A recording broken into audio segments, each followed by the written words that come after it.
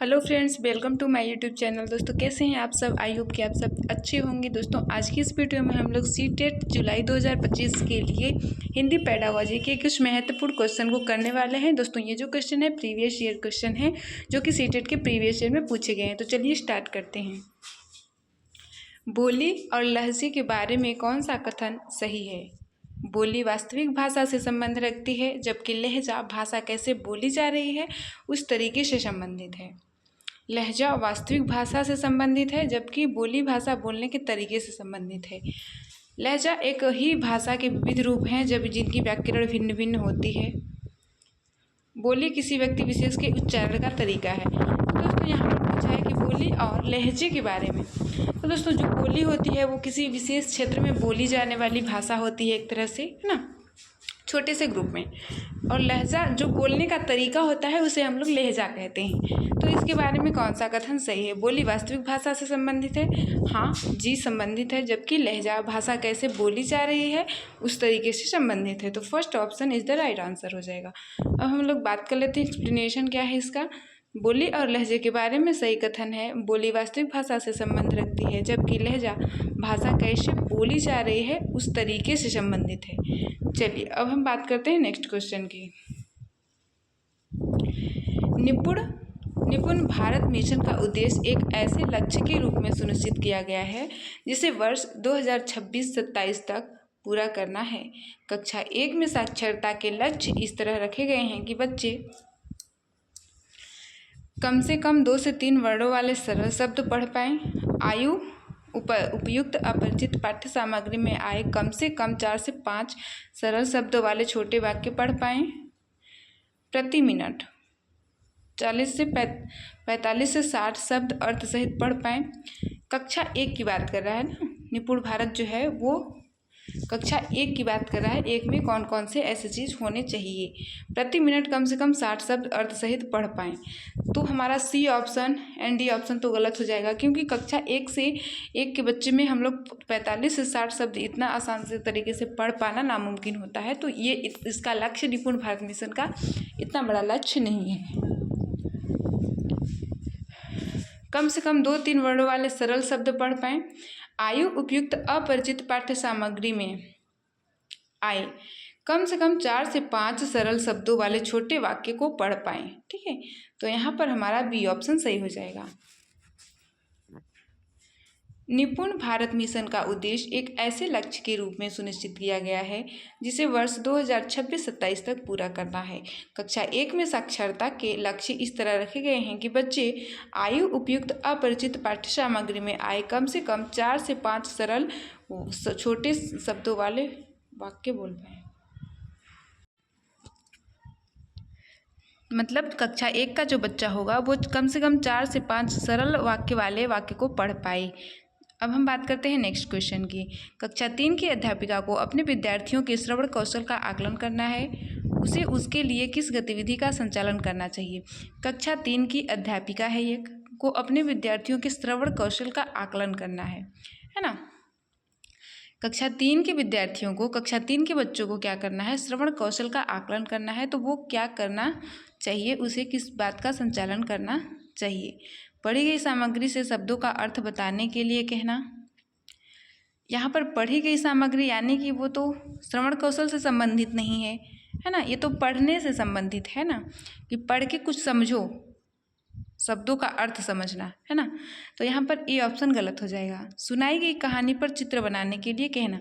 तो यहाँ पर श्रवण कौशल का संचालन करना चाहिए। तो सुनाई गई कोई कहानी बताएगी और उस कहानी को अगर बच्चे सही ढंग से सुन पाते हैं, समझ पाते हैं, तो उस पर एक चित्र बनाने के लिए कहना, ये सबसे सर्वोत्तम ऑप्शन संचालन हो जाएगा। अब हम बात कर लेते हैं नेक्स्ट की। नेक्स्ट ऑप्शन क्या है? तो नेक्स्ट ऑप्शन है विद्यार्थी को 4 से 5 वाक्यों में स्वयं का परिचय देने के लिए कहना। तो स्वयं से परिचय देने के लिए कहेंगे तो ये इसमें श्रवण कौशल का गतिविधि का एक्टिविटी का आकलन नहीं हो पाएगा। ठीक है, क्योंकि वो अपनी समझ के अकॉर्डिंग 4 से 5 वाक्यों को स्वयं का परिचय देने लगेगा। ठीक है, दिखाए गए चित्र का 3 वाक्यों में वर्णन करने के लिए, तो ये यहाँ पर देखने की क्षमता का वर्णन हो जाएगा ना, श्रवण कौशल का कहाँ होगा? तो यहाँ पर सी और डी दोनों ही गलत हैं। तो फर्स्ट ऑप्शन यहाँ पर बी ऑप्शन हमारा सही है। कक्षा 3 की अध्यापिका को अपने विद्यार्थी के श्रवण कौशल का आकलन करना है। इसके लिए सुनाई गई कहानी पर चित्र बनाने के लिए कहना एक अति उत्तम गतिविधि होगी। चलिए अब हम लोग नेक्स्ट की बात कर लेते हैं। एक बालिका अपनी पसंद की कहानी की पुस्तक पढ़ रही है ना। एक बालिका है, अपनी पसंद की कहानी की पुस्तक वो पढ़ रही है। इस प्रकार के पठन को क्या कहेंगे? तो दोस्तों यहाँ पर एक बालिका है जो अपने पसंद की कहानी की पुस्तक पढ़ रही है, यानी कि उसको वो पसंद है, उस पढ़ने को उसमें रुचि है। तो बारीकी से पठन नहीं होगा, गहन पठन भी नहीं होगा, सरसरी तौर पर पठन ये भी नहीं होगा, पर विस्तृत पठन सही हो जाएगा। क्योंकि जो विद्यार्थी है वो अपनी पसंद के अनुसार पढ़ाई कर रहा है, अपनी रुचि के अनुसार पढ़ाई कर रहा है, तो यहाँ पर विस्तृत पठन होगा। एक बालिका अपनी पसंद की कहानी को पुस्तक पढ़ रही है, इस प्रकार के पठन को विस्तृत पठन कहेंगे। विस्तृत पठन में पाठक अपनी रुचि के विषय की सामान्य समझ प्राप्त करने के लिए कई पुस्तकों, समाचार पत्रों, पत्रिकाओं को पढ़ता है। अब हम बात करते हैं अगले क्वेश्चन की। कक्षा 4 की अध्यापिका प्रक्रिया आधारित लेखन उपागम का प्रयोग कर रही है। लेखन पूर्व गतिविधि के दौरान वह किस युक्ति का अनुसरण कर सकती है? यहाँ पर कक्षा 4 की अध्यापिका है, प्रक्रिया आधारित लेखन उपागम का प्रयोग कर रही है। ठीक है, लेखन उपागम का प्रयोग कर रही है लेखन पूर्व गतिविधि के दौरान, है ना। यानी कि वो लेखन उपागम का प्रयोग कर रही है, उसके पूर्व प्री प्लानिंग उसकी क्या होनी चाहिए? ठीक है, पूर्व गतिविधि के दौरान वह किस व्यक्ति, यानी कि उसकी जो प्री प्लानिंग है वो क्या होनी चाहिए? तो यहाँ पर मानस मंथन, समीक्षा करना, संपादन, पुनरावृत्ति। तो दोस्तों यहाँ पर हमारा मानस मंथन, ब्रेन स्टॉर्मिंग सही हो जाएगा, क्योंकि अध्यापिका कक्षा 4 की है, वो लेखन उपागम का प्रयोग कर रही है, तो उसके लिए पूर्व गतिविधि के लिए उसको मानस मंथन यानी कि ब्रेन स्टॉर्मिंग, अपने मन के चिंतन करने की ज़रूरत है। अब हम बात कर लेते हैं इसका एक्सप्लेनेशन को। कक्षा 4 की अध्यापिका प्रक्रिया आधारित लेखन उपागम का प्रयोग कर रही है। लेखन पूर्व गतिविधि के दौरान वह मानस मंथन युक्ति का अनुसरण कर सकती है। मानस मंथन क्या होता है? तो यह शिक्षण की एक ऐसी टेक्निक है जिसमें अधिगमकर्ता के मस्तिष्क में किसी समस्या के समाधान हेतु विचारों या समाधान का स्फुटन किया जा सके। ठीक है, अब हम बात करते हैं नेक्स्ट क्वेश्चन की। कक्षा 3 की अध्यापिका अपने विद्यार्थियों के साथ पठन बोध पर कार्य कर रही है, वह किस युक्ति का अनुसरण कर सकती है? देखिए, कक्षा 3 की अध्यापिका है, अपने विद्यार्थियों के साथ पठन बोध पर कार्य कर रही है, यानी कि उनकी पढ़ने की शैली पर वो वर्क कर रही है। वह किस युक्ति का अनुसरण कर सकती है? मतलब पढ़ने में वो बच्चों को पढ़ा रही है, उनके पठन कौशल का निरीक्षण कर रही है। पाठ में पढ़े गए कठिन शब्दों का श्रुतलेख करवाना, पढ़ी गई पाठ्य सामग्री पर आधारित प्रश्न पूछना, पढ़ी गई पाठ्य सामग्री में आए कठिन शब्दों के अर्थ याद करवाना, लिखवाना, पाठ्य सामग्री पढ़ने के दौरान सामने आ रहे संज्ञा शब्दों को रेखांकित करने के लिए कहना। तो दोस्तों यहाँ पर पूछा है कि कक्षा 3 की एक अध्यापिका हैं, वो क्या कर रही हैं? अपने विद्यार्थियों के साथ पठन बोध पर कार्य करवा रही हैं। उनके पढ़ने की कौशल मतलब पढ़ के समझना, पढ़ना और बोध का मतलब है उसको समझना। ठीक है, तो उस पर कार्य कर रही हैं, तो उस किस युक्ति का अनुसरण करेंगी? पाठ में पढ़े गए कठिन शब्दों का श्रुतलेख करवाना, यहाँ पर ये गलत हो जाएगा, क्योंकि पाठ में पढ़े गए सभी जो कठिन वर्ड हैं उनका श्रुतलेख करवाना एक अच्छी टेक्निक नहीं है। पढ़ी गई पाठ्य सामग्री पर आधारित प्रश्न पूछना, जी हाँ, बी ऑप्शन यहाँ पर सही होगा। पढ़ी गई जो पाठ्य सामग्री है उसके आधारित प्रश्न पूछने से बच्चे को पठन बोध यानी कि पढ़ के समझने में कितना उनका पढ़ करके समझे हैं उसका आकलन किया जा सकता है, तो हमारा बी ऑप्शन सही हो जाएगा। पढ़ी गई पाठ्य सामग्री में आए कठिन शब्दों का अर्थ याद करवाना, लिखवाना यहाँ पर गलत हो जाएगा। याद नहीं करवाना है, लिखवाना भी नहीं है, उनकी समझ का आकलन करना है, तो उनको पढ़ के समझने में कितनी योग्यता है तो हम लोग प्रश्न पूछ करके कर सकते हैं। पाठ्य सामग्री पढ़ने के दौरान सामने आ रहे संज्ञा शब्दों को रेखांकित करने के लिए गलत हो जाएगा। संज्ञा शब्दों पर हम लोग जोर नहीं दिया जाता है।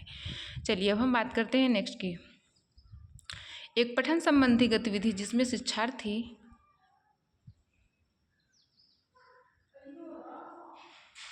पाठ्य सामग्री के विभिन्न हिस्सों को सुनते पढ़ते हैं, तत्पश्चात कार्य को पूरा करने के लिए सूचनाओं का आदान प्रदान करते हैं, यह क्या कहलाएगी?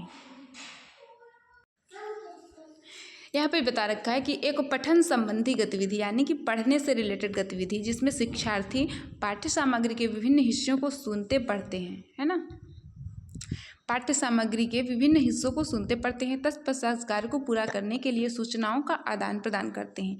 यह क्या कहलाएगी? प्रवाह के साथ पाठ्य सामग्री नहीं होगा, प्रवाह के साथ श्रुतलेख, श्रुतलेख तो हो नहीं रहा, डम्ब सिरा मुख अभिनय ये भी नहीं होगा, जिज्ञासा श्रुतलेख होगा। यहाँ पर जिज्ञासा श्रुतलेख होगा, जैसे कि किसी भी पठन सामग्री को गतिविधि में करते हैं। एक पठन संबंधी गतिविधि शिक्षार्थी पाठ्य सामग्री के विभिन्न हिस्सों को सुनते पढ़ते हैं, तत्पश्चात कार्य को पूरा करने के लिए सूचनाओं का आदान प्रदान करते हैं। ठीक है, एक पठन सामग्री में जो विद्यार्थी होते हैं वो उसे पढ़ते हैं, सुनते हैं और अपने कार्य को, उस कार्य को पूरा करने के लिए सूचनाओं का आदान प्रदान करते हैं। ठीक है, तो यहाँ पर ग्रुप लर्निंग हो रही है तो इसे जिज्ञासा श्रुतलेख कहा जाएगा। चलिए अब हम बात करते हैं अपने नेक्स्ट क्वेश्चन की। तो हमारा निपुण भारत से है क्वेश्चन, जिसमें क्या बता रखा है? भारत सरकार द्वारा शुरू किए गए कार्यक्रम निपुण भारत मिशन का मुख्य केंद्र भाषा में बुनियादी कौशलों को मजबूत करना है।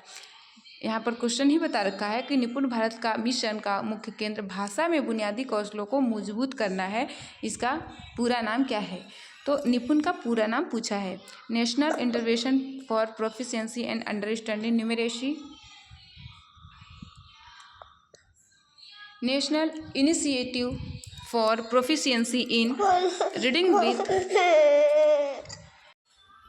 यहाँ पर बी ऑप्शन सही हो जाएगा, national initiative for proficiency in reading with understanding and numeracy. इसका फुल फॉर्म हो जाएगा निपुण का।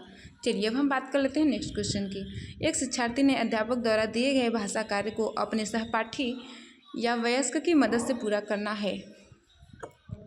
एक विद्यार्थी है, अध्यापक द्वारा दिए गए भाषा कार्य को अपने सहपाठी या वयस्क की मदद से पूरा करना है। ठीक है, वह इस कार्य को बिना मदद के किस सीमा तक कर सकती है और कितना अपने वयस्क या अधिक सक्षम सहपाठी की मदद से कर सकती है? इन दोनों के बीच की संभाव्यता अंतराल को क्या कहा जाएगा?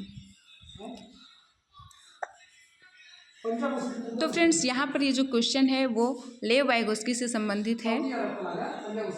यहाँ पर पूछा है कि एक विद्यार्थी है, ये हमारा एक विद्यार्थी है, वो किसी कार्य को इस क्षेत्र तक कर सकता है, ठीक है, और इस क्षेत्र तक वो किसी की हेल्प से कर सकता है। तो इसके बीच के क्षेत्र को उसे क्या कहते हैं? तो इसे कहते हैं समीपस्थ विकास का क्षेत्र। चलिए ऑप्शन देख लेते हैं। हाँ, यहाँ पर ऑप्शन भी हमारा दे रखा है निकट विकास का क्षेत्र। यहाँ पर हमारा डी ऑप्शन सही हो जाएगा। आई होप फ्रेंड्स ये वीडियो आपको पसंद आई हो। वीडियो पसंद आई हो तो लाइक, सब्सक्राइब, शेयर जरूर करिए। मिलते हैं नेक्स्ट वीडियो में, जब तक के लिए धन्यवाद।